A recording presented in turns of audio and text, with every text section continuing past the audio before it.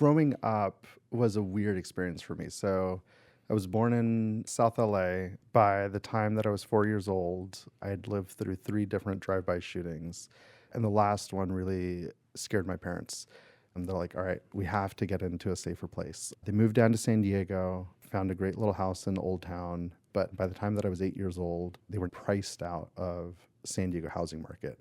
So my parents did the thing that like made most sense to them. They got their U.S. citizenship and they moved down to Tijuana. Me and my little sister are given the question of like, do you want to go to school in a different country in a different language that you've never studied? Or do you want to cross the border every day with your dad and go to school here in the United States? And I was like, I'm going to have a better education in the United States. 8-year-old Luis, I don't know what vision he had, but I joined the thousands of kids who were crossing the border every day. I would wake up at 4 a.m, get dressed, make sure all of my homework was in my bag. The car ride to the border was like a magical space. There's like almost no cars on the road.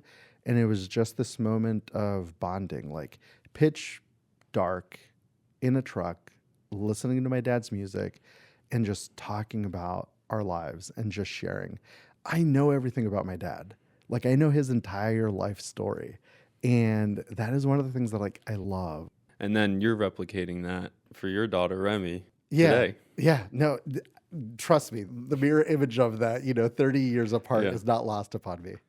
When I wake up early, it's about being able to give her the time and dedication that she deserves because I know what it meant for me that my dad gave me his time and space, and I want to do that. How did you carve out that life? You went from South LA and you bounced around, and now you're living what many would interpret as an American dream.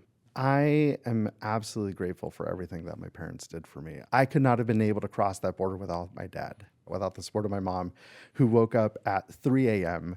to make me my breakfast burritos.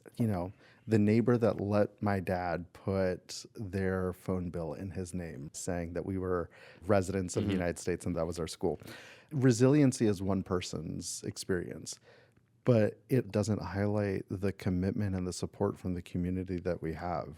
So we moved into our new house about 1.5 years ago. And literally my first thing was like, I got to go and introduce myself to my neighbors. I was like, Remy, let's grab your wagon and we'll go to the neighbors door by door and just see who wants a freshly picked orange. Yeah.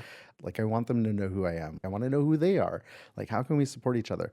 People who have seen my commitment, who have been like, Luis is a good person. Let's empower Luis to do as much as he can. Those are the things that have really set me up.